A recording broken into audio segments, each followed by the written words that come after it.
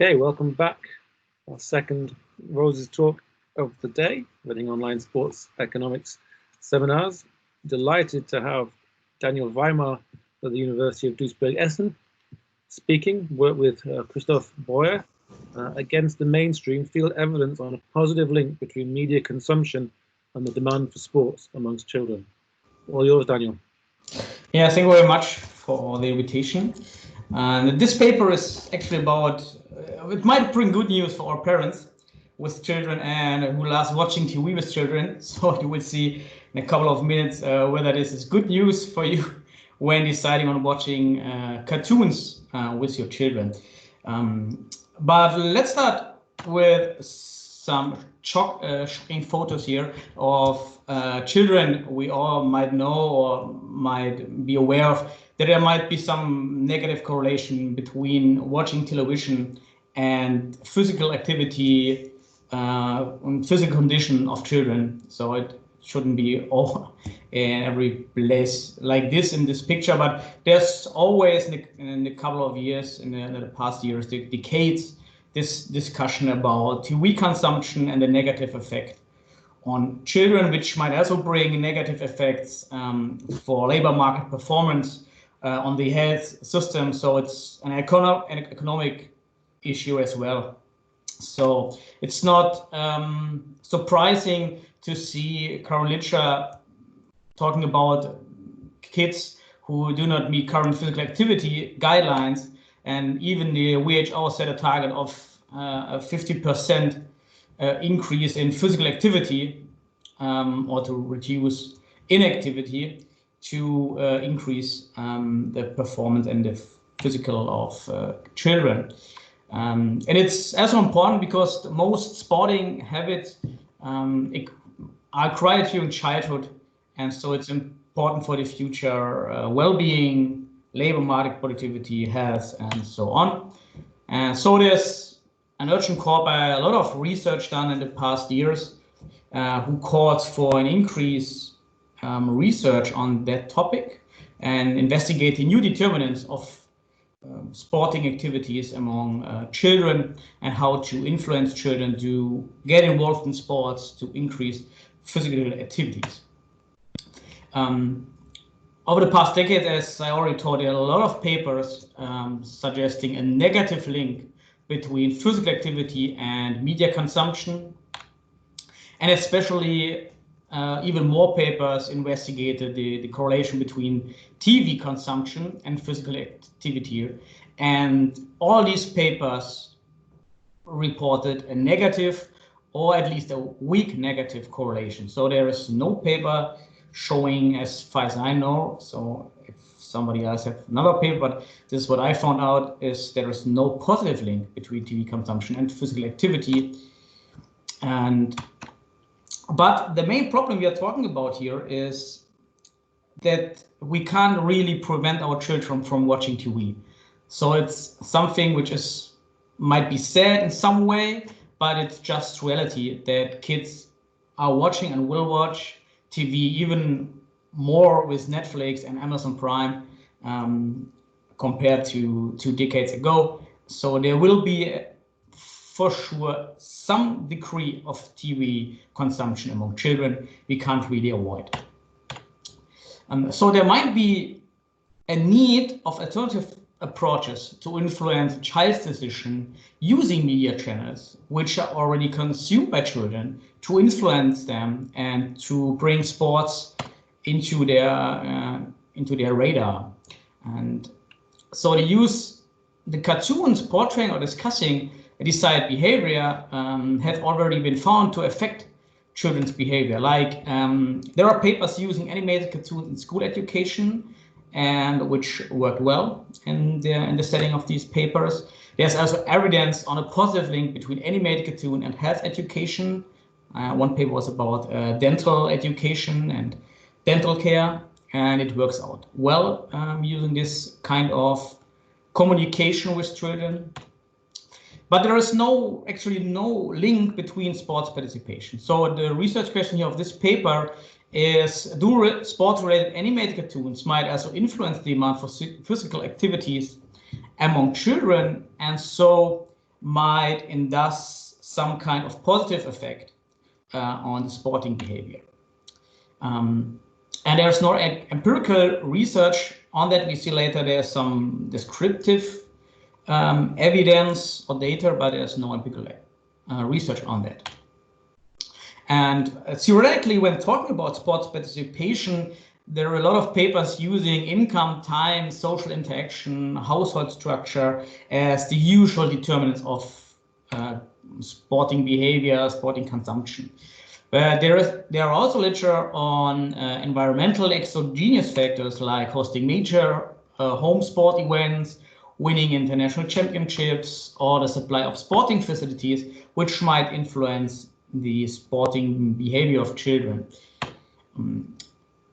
Modeling the theoretical impact of an animated cartoon on sports participation isn't done yet, so there is no paper arguing about the theoretical connection. So, which we're gonna use here to get the link, the economic link and the behavioral link between watching a cartoon and taking a decision about practicing a sport is first using consumption capital theory, and second, using a role model theory.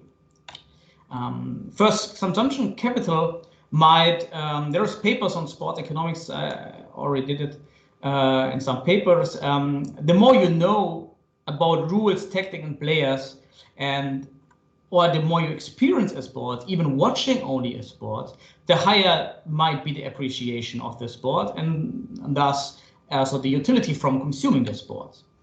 And so this citation from Wicke et al. So individuals who watch sports I expect to have a higher level of consumption capital as they become more familiar with the rules of the sport and the technical aspects. So cartoons might portray the rules of the game, and you see the game, how it goes and what's happening in the sport. So watching a cartoon might increase the consumption capital of the kids, and so they might achieve a high utility from practicing the sport as well. Role model effects. Sport cartoons always portray a core hero and a core hero character, and they mostly reflect different personal but always clear traits and behaviors and characters. And there's a lot of papers arguing that children might increase the subjective utility from a sport due to the positive admiration and identification with the characters, being it a real person, a real athlete, or may it also be a cartoon character. And there is also a lot of papers which found out that animated cartoons actually change the behavior of kids by characters. So there was one paper about Ben 10 and changing the consumption behavior of kids. So there is as a proved link between the change in behavior induced by animated cartoons. In the paper with Pamela Wick and Jürgen Prinz, we also stated the building of consumption capital can be facilitated by role models and stars because the sport is watched more often. Consumers may start practicing the sport as a result of increased media attention and the presence of role models. So these two theory approaches we think might explain the effects of the link between cartoons and the sports participation. As I already mentioned, there are three papers showing some descriptive statistics or figures about a potential connection. So this paper of 2016 talks about the Slam Dunk, which is a basketball anime in Japan in the early 90s. And you see clearly here in this time of the anime, there is a peak in basketball participation among children and adolescents.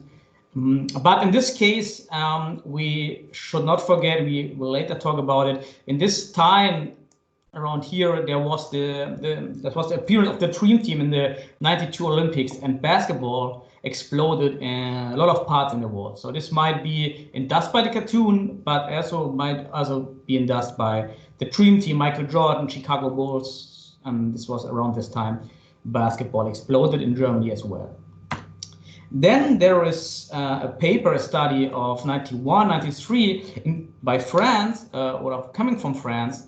And in France, the association, the Volleyball Association, they discovered a peak in sporting here in 1989 after a volleyball enemy, Johnny Serge, and they wanted to know more about this effect. So they funded a project by Reade, and he answered questions and made a survey of children around that time.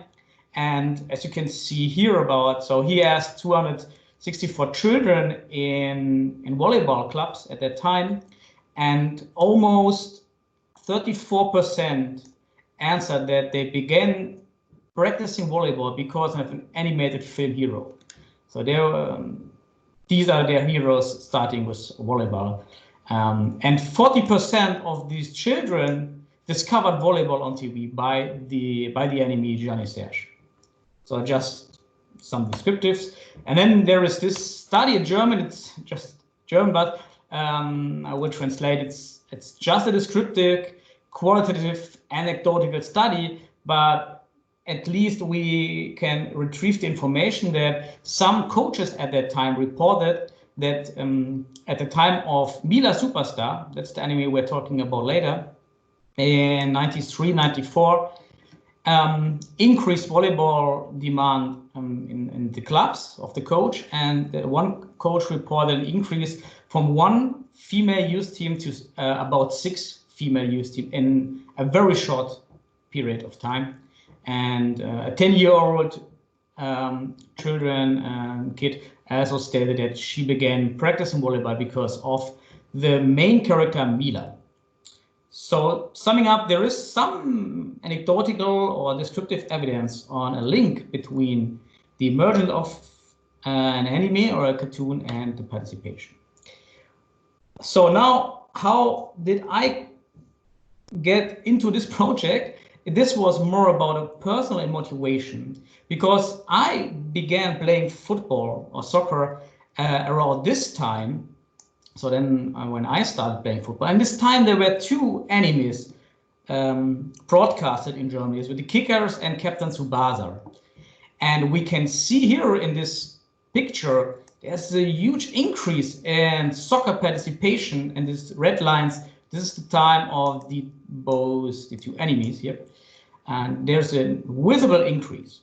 So first I thought, let's take this data, but as we all know, there were several conflicting events, like winning the World Cup in 1990, second place of the German national team in 92 against Denmark, then the win of the European Championship in 96, and even the female German soccer team, the national team, had some victories and international successes around that time.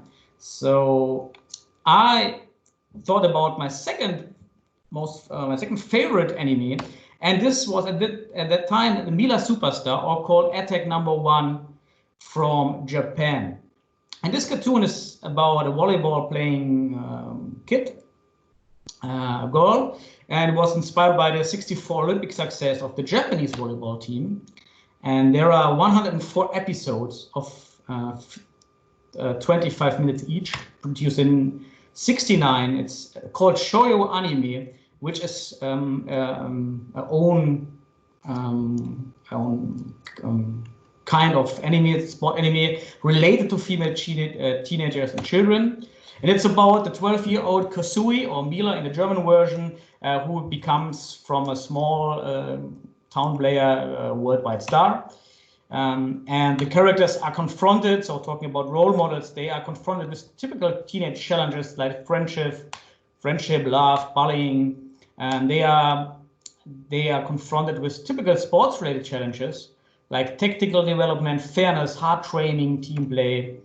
And the main characters are differentiated by clear and obvious personal traits. So there is Mila, the weak one but good one. Then there are the tough girl, and there is the bad girl, and so the main characters are very clear personal traits. So young people should identify themselves with at least one character as their preferred role model in the setting. And more important, considering the consumption capital approach, or here is that as you can see it here, like this is a typical volleyball defense. I don't know, taking the ball, so playing the ball back, a return, right? Ball return here. The enemy is in some kinds very over portrayed, so with unrealistic attack moves, like the balloon attack or something like that. That's unrealistic, but the enemy portrays basic elements of volleyball, like number of players, position, task within the game, the structure of training sessions, score counting, defending moves, attacking moves. So it might be possible that children might build up consumption capital.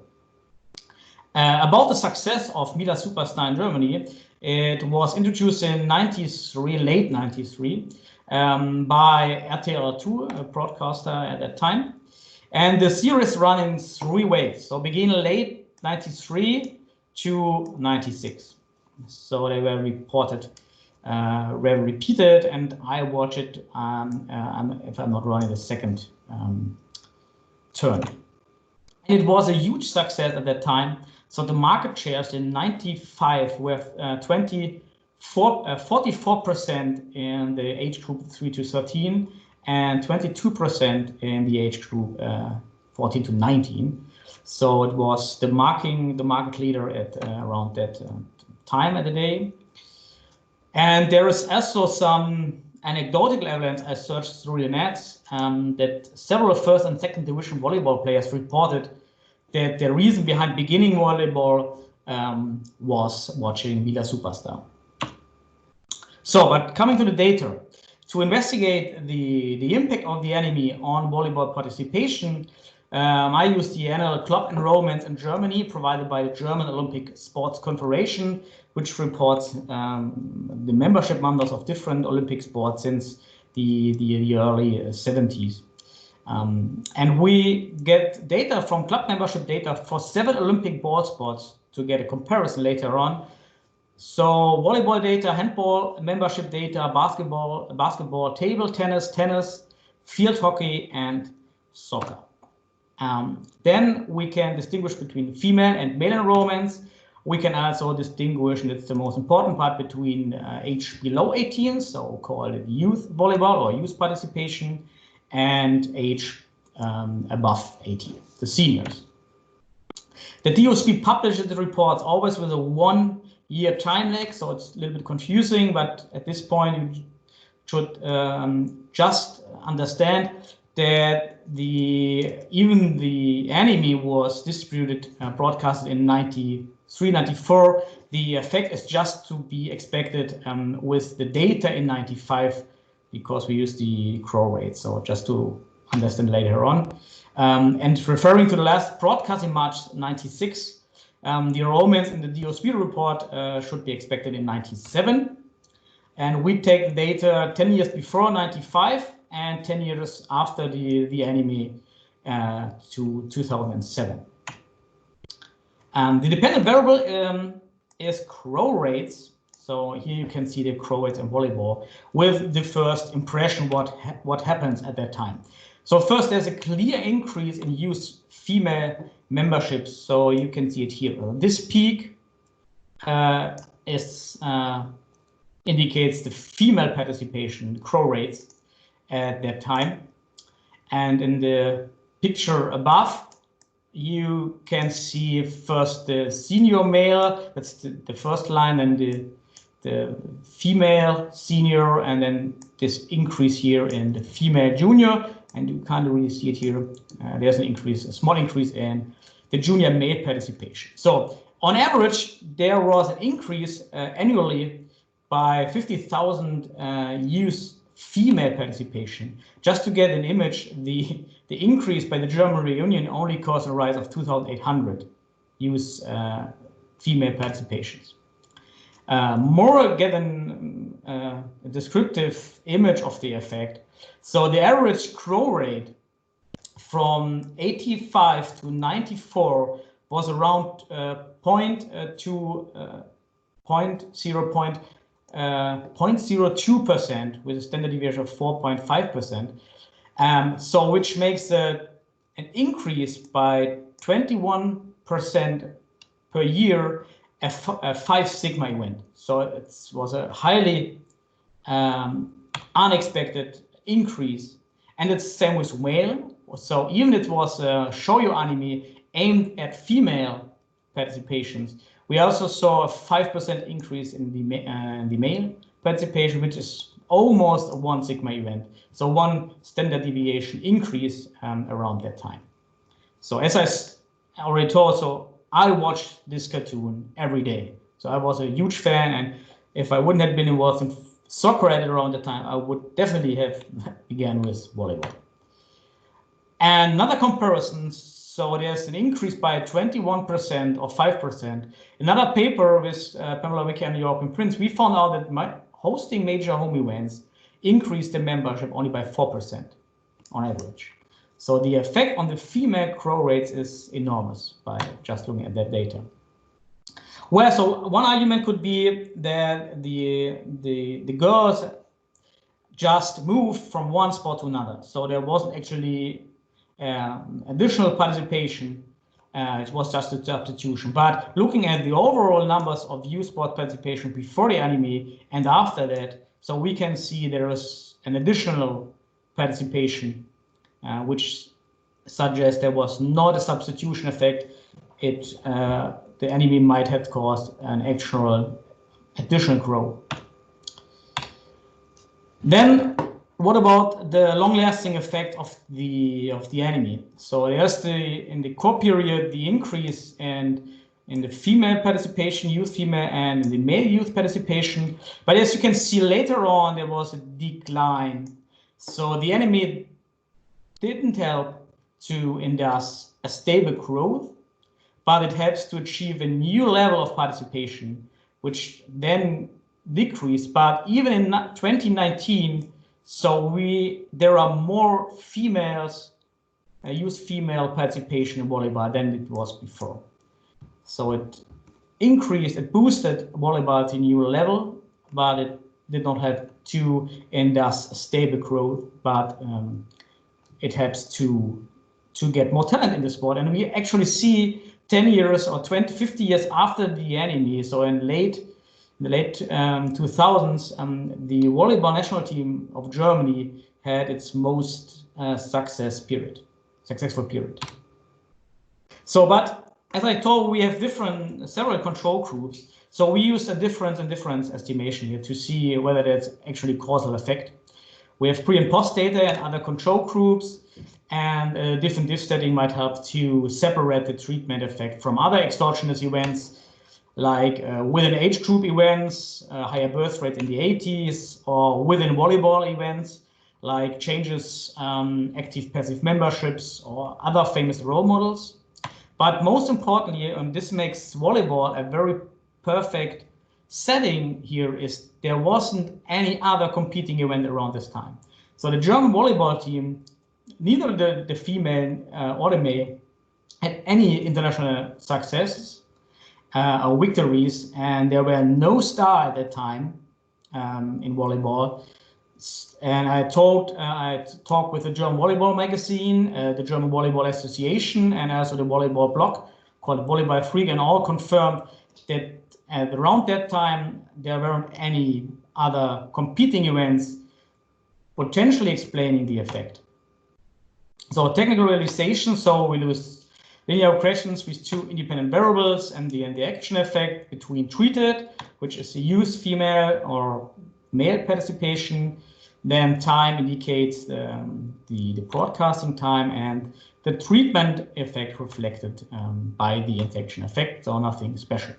So one thing with different is the parallel path assumption. And looking at the graphs, we see that compared to volleyball, compared to handball, basketball, and field hockey, the distributions before the anime and after the anime are almost identical. But there's some differences compared to tennis, soccer, and table tennis. So these estimations might be less efficient, as we see later on.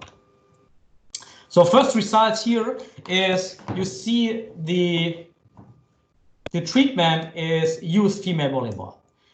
First, compared to youth male volleyball, we see an increase in treatment effect by 60%. Compared to senior female volleyball, the effect is even larger with 20% increase annually. And compared to senior male, the increase is even larger by 23%. So it's the treatment effect, which suggests a causal effect here to the other control groups. Then looking at the youth male, obviously comparing to youth female is the opposite of the last estimation. Compared to senior female volleyball membership growth rates, there wasn't any significant increase, but it was 4% roughly. But compared to senior male volleyball participation, there was a significant increase by 7% compared to senior male. So even if this was an anime designed for female children and kids, it seems that it also affected the male volleyball participation at around that time. So now, more importantly, so let's compare the volleyball growth rates to other growth rates. So I plotted here 6 other sports: handball, basketball, table tennis, soccer, and field hockey. So compared the youth female volleyball participation compared to handball shows an additional increase by 95% compared to handball, roughly 20% compared to basketball, 22% compared to table tennis. The biggest difference to tennis with 25%. So tennis struggled highly around that time. After the period of Steffi Graf and Boris Becker, there was a huge decline in tennis participation around that time. Soccer, like 20% increase. And the biggest difference, it's field hockey here with 26% additional growth. And as we can see by the R squares, this explains a lot of variance compared to 5 sports. But compared to soccer, there are other determinants. But as I said, the parallel path assumption isn't that stable here. And last slide, let's compare youth male volleyball to the youth male handball, youth male basketball, table tennis, soccer, and field hockey. And there we see there is even a significant increase to handball by 5%, to table tennis by 8%, tennis 10%, and field hockey almost 8%. However, we see no significant difference or increase compared to basketball participation, which might be caused by a boom, as I taught, in basketball, caused by the Dream Team effect and the Chicago Bulls and Michael Jordan effect around that time. So basketball boomed, and even so it's surprising to see that basketball didn't grow stronger, and so volleyball was quite equal or similar. And even soccer, there was this peak I already mentioned before. The peak in volleyball was similar to the usual growth in soccer, in youth male soccer. And we see the R squares are quite lower than in the female models. So we can sum up that the impact on female participation was huge and bigger than on male youth participation, but there was actually an effect on male youth participation as well. So yes, so summing up, additional annual growth rates by 90 to 26% compared to other sports, or even within sports, it's impressive to see these kind of numbers here. So even male memberships increased, and the memberships remained at a high level but fallen since. One theoretical explanation might be that there weren't enough capacity. So think about sports, indoor sports, you need spaces to grow. And as I told, I'm at in the futsal business, and we are struggling to grow just because of missing capacities in the indoor facilities. And this might also be a cause for this decline after the anime. Implications. So it's not the implication here. So one review of this paper said, so it can't be the implication to watch more TV, and it truly isn't that implication. But there are other implications. So first from a club manager's perspective, if there might be a new enemy, club manager should anticipate an increase in the case of a new enemy and might build up capacities before the boom catches arrives at the clubs. So just practices, practical implication. But then screen time should not be increased in general, but the screen time of non-sport-related enemies might or should be substituted by sport-related anime cartoons in greater extent. So assuming that children will watch cartoons anyway, they should rather watch sport cartoons to at least have some probability of entering the sports by this cartoon. And some vehicles public authority might use are public film funds in Europe to give some incentives to produce more sport-related animes, or public broadcasting networks like in Germany, the ARD or ZDF might license newer already produced sport animes in greater extent. And it's quite expensive producing animes, so between 100,000 and 200,000 euros per episode. But comparing to the costs for hosting major home events and seeing that the increase is lower than maybe by the enemy, might also think about the possibility of producing on their own, and they might use some sponsoring or other crowdfunding platforms to finance such an anime, and afterwards they might also generate incoming cash flows from licensing this anime, and the cost might be covered, as I already mentioned. So future research on limitations. First, the impact of the current change in consumption behavior from linear TV to stream might change the effects. Linear TV at around that time, the 19th mean. So if you want to watch TV, you just had one opportunity to watch RTL2, and so you were somehow be treated automatically as watching the cartoon. But if you have the choice between different cartoons, kids might choose the not sports-related cartoons.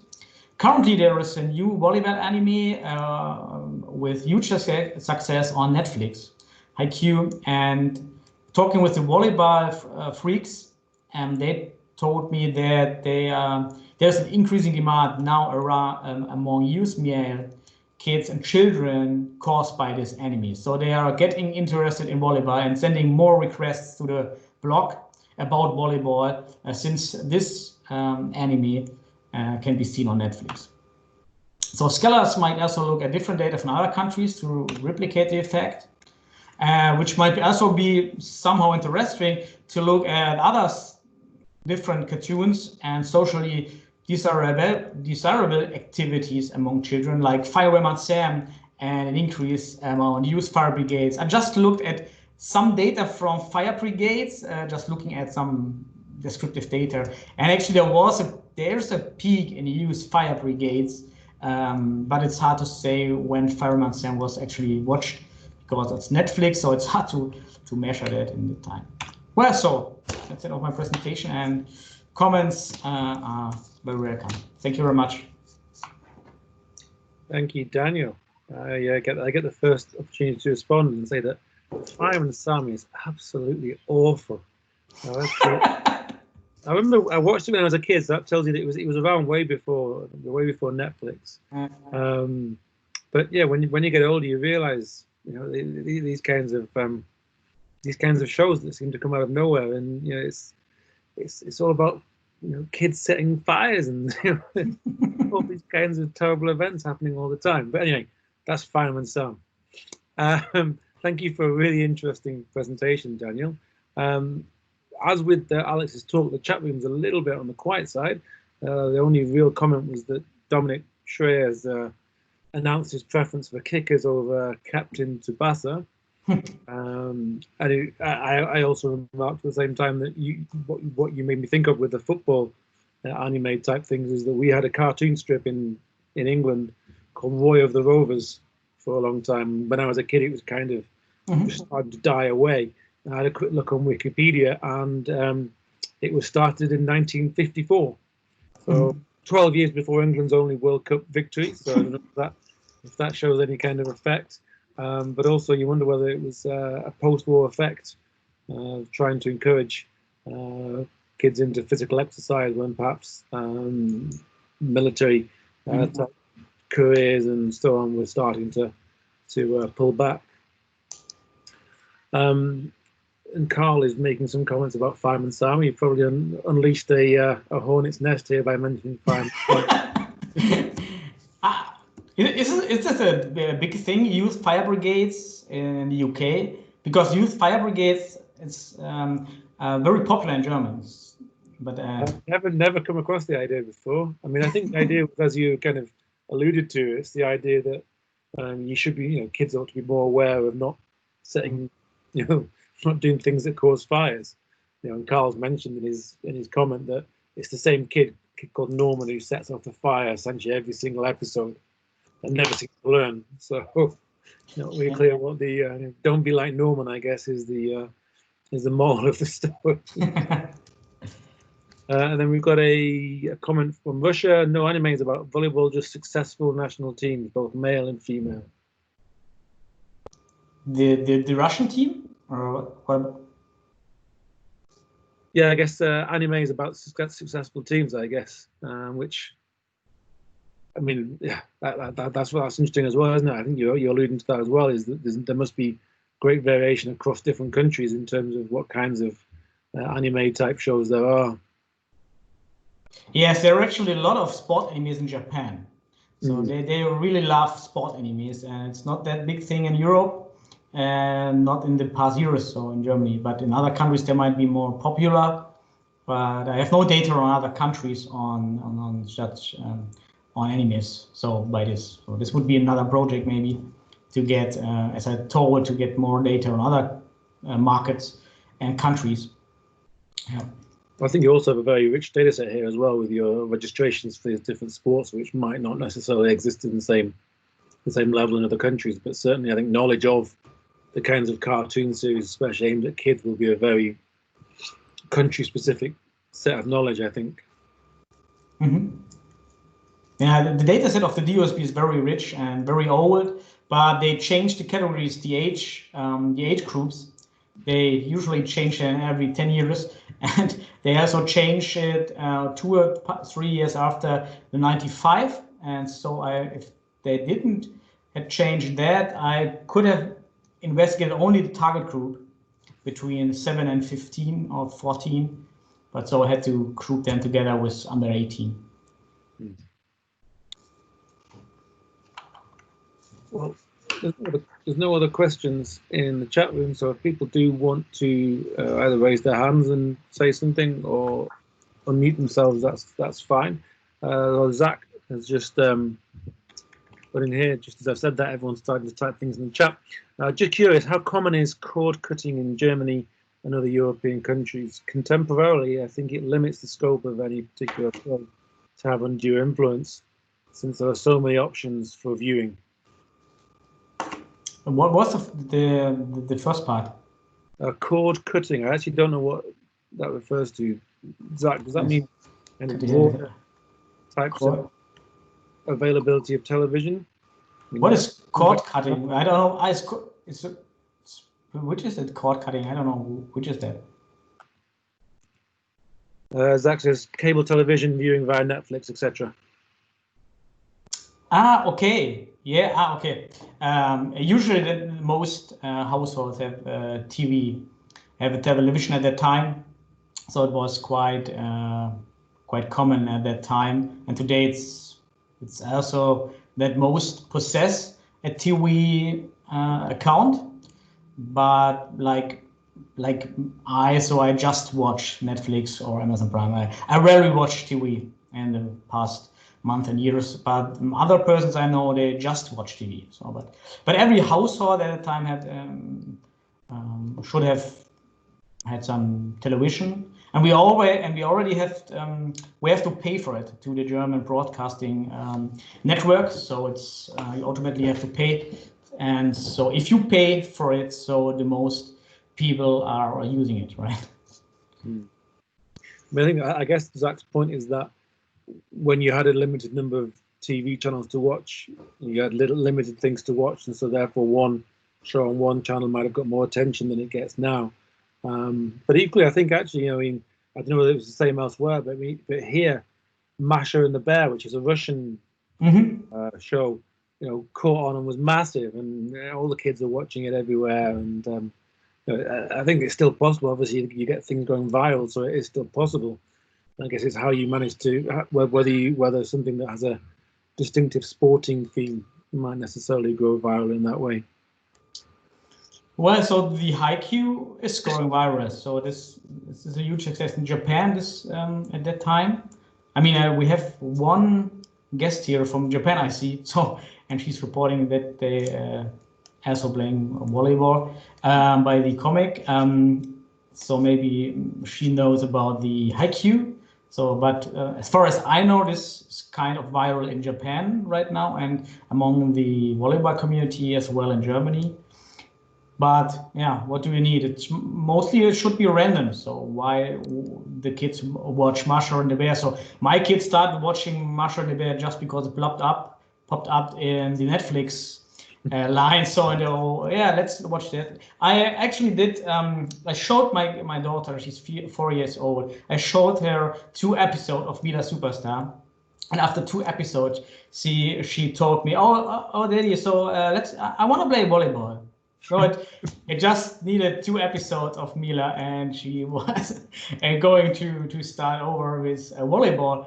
And that's this implication. So if you watch TV as a kid, so just try to show them some kind of anime. Maybe they love it. So just think about your kid don't really want to start sport, so you can show this anime, or your kid is doing some sport you are not very proud of, or it's very expensive, so just use some kind of animes. There are a lot of animes online as well, which might affect the kids. And yeah. Mm.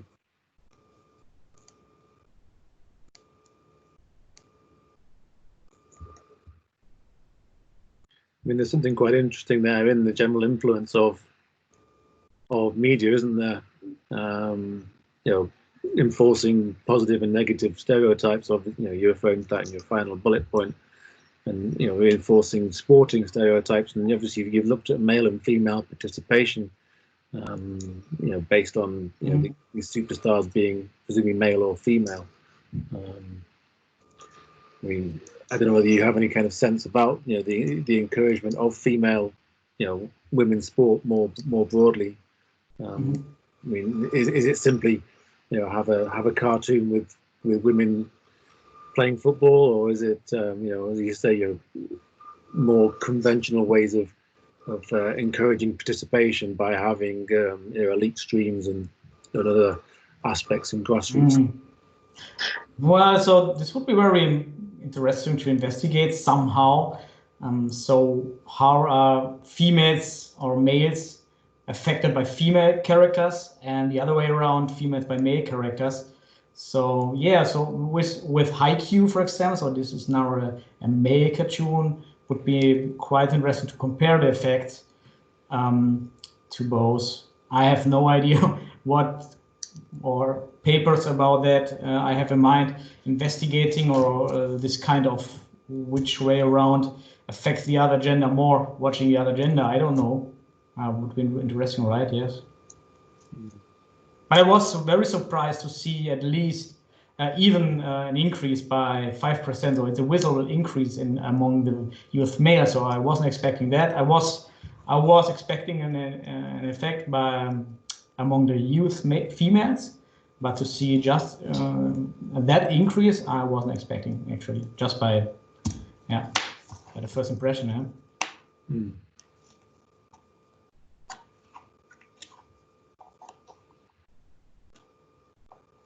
Okay, any more questions and comments? Anyone want to raise their hands? Yeah, I have 2 points. Yep. If I'm allowed to. First, with respect to your conclusion, Daniel, I'm not so sure whether that's a helpful recommendation. Sports associations could produce their own animes. if the costs are 100 to 200,000, after producing 5 enemies, the annual budget of the German Volleyball Association will be used up, right?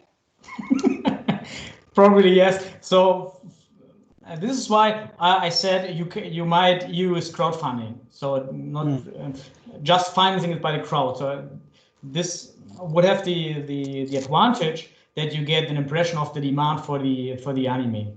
So please finance the crowd. Please finance that project or the first 5 to 10 episodes, and we'll start. And maybe you can also produce cheaper. I don't know. So these numbers I found for Japanese animes, which are very costly, because the average expectations to do animes is high in Japan. So if you really want to make success on the Japan market, Japanese market, so you have to produce a very good anime, because there are a lot of animes. I don't know whether maybe you can produce much cheaper for the German market. But yes, just producing by the existing funds seems not very reliable, yes. And second point is, Pam Wicker and I had a paper a couple of years ago where we showed that membership figures in German football clubs increased following successes of the men's team in international tournaments, and the impact of successes of the male team or men's team on female figures was much higher than successes of the female team. And the women's team has been far more successful in the last 30 years than the men's team. So when it comes to role models, women seem not to be important for girls. And that's a strange finding. Maybe because of the sport, right? It's not that.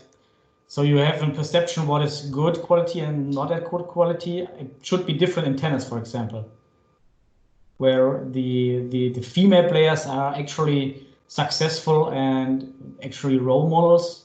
Maybe not in soccer, but yes, it might be a kind of the professionalism and behind the German soccer. It would be important to see the difference in tennis, for example. Very, I don't know. Okay, thanks. But I also tested in one model the star effects. Male. I don't have the slide. So there wasn't much effect on the star effect on the participation, and in this kind also there is in this setting you can't really measure it, the star effect and success effect, because it's a perfect correlation, because there weren't any success or stars in volleyball, but you can here there is the success. Where's my slide? Success among sports. So I plugged in as a population, work time rate, net income rate in Germany, GDP, but since it's different in different models, so the numbers here are actually the same, and there wasn't any big difference effect on the grow rates between men and females. I measured another model, but it's not in here. So.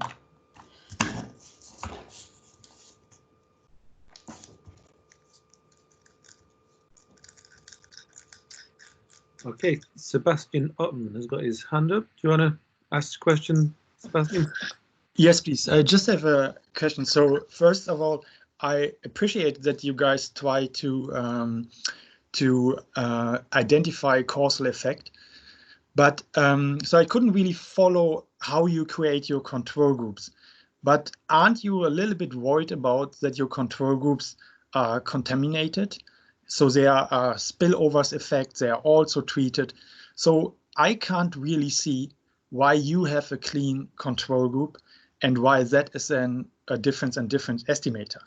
So and if you don't have that, then you clearly are not identifying a causal effect. So I mean, I appreciate it that you are trying to do that, but I'm not really convinced that you have a clean control group.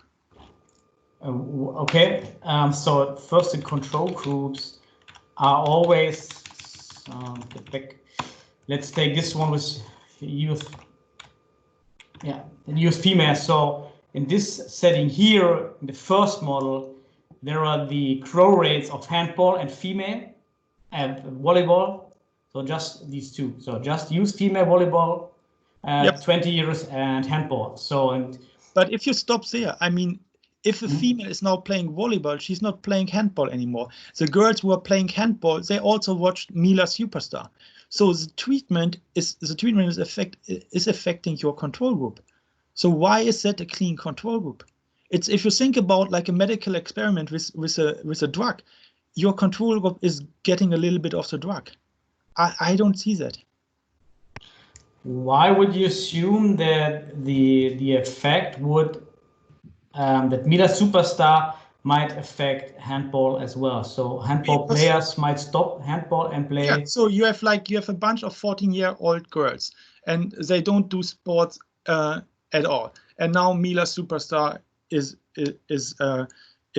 running on TV. And then the girls who would usually go to handball are now going to volleyball. Maybe girls who played handball before are switching to volleyball. Okay, but the difference would be the same. So I get your point, but if they move from handball to volleyball, it's a positive effect anyway.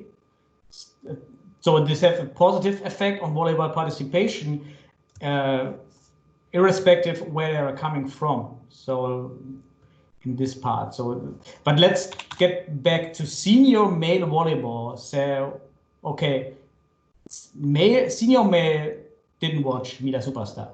So you can argue with this control group, at least they haven't been watching this anime. Sure. So maybe there's a reduction in male volleyball, but you said one reason yourself. You said there are shortages in playing fields. So if now the club has a lot of new girls playing, so maybe there's a reduction in playing fields when they can do practice or whatever. So the males are affected as well. So I mean, I think I would appreciate if you can make these control group a bit more clear and show some more evidence or discuss it in more detail why you really have clean control groups. But what would you suggest to change, or how to change the data? What would you change here to get a clean control? Yeah, actually, I don't really see how it's possible to do that with this data. I would more think about stuff we have seen on, somebody was suggesting what is the how is can the shows watch? So we have seen something people use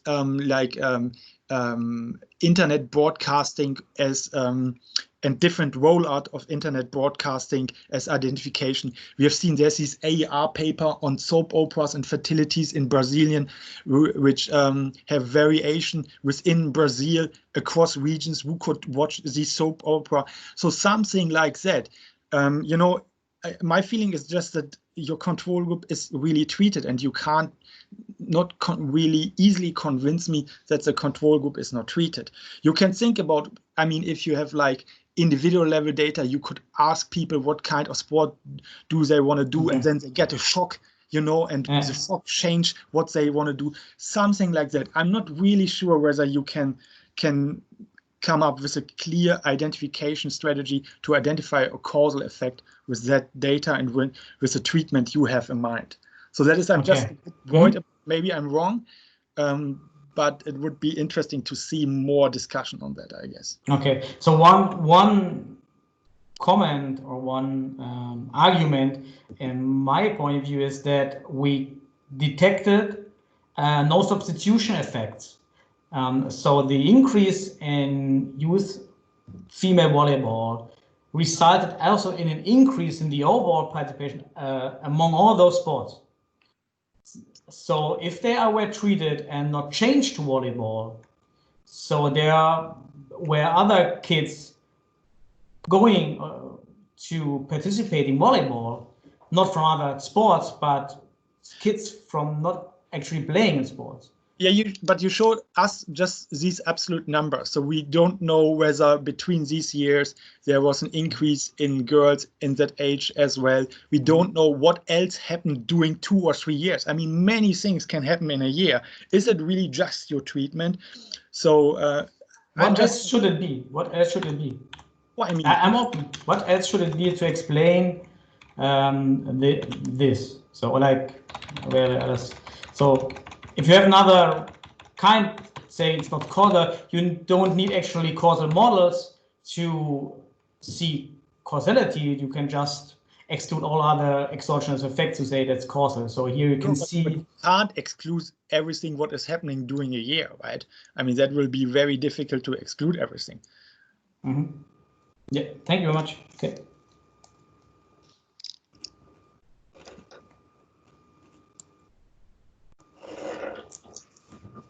Okay, thank you. Any other questions and comments? We've got a few minutes left.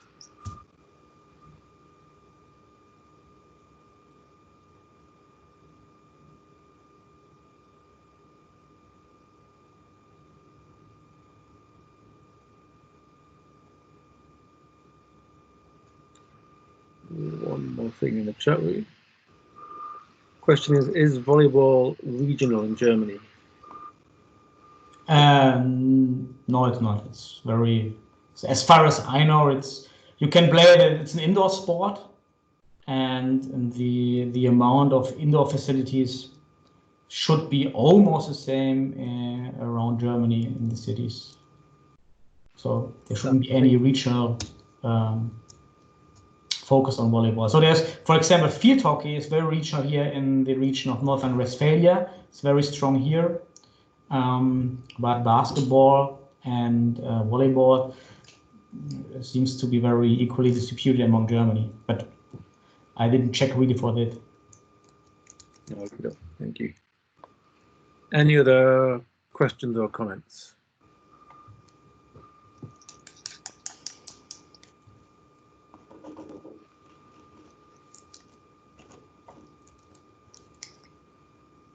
In which case, oh no, just got in there. If you have sports participation measured by age, you could try a cohort analysis, such as cohorts treated by the show and those not treated by the show. Mm-hmm. Okay.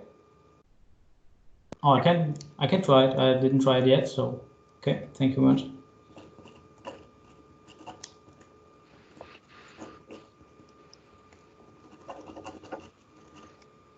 Okay, well, thank you very much, Daniel, for a really interesting presentation. And thank you to Alex earlier on for his talk. Thank you to everybody for your participation. We will return next week. Next week we have Greg Howard of the University of Illinois presenting another baseball paper, I think, says a ignorant English person, rational inattention in the infield. But once again, thank you everybody for taking part and look forward to next week and have a good weekend. Thank you, Daniel. Thank you very much, James, for organizing. Bye.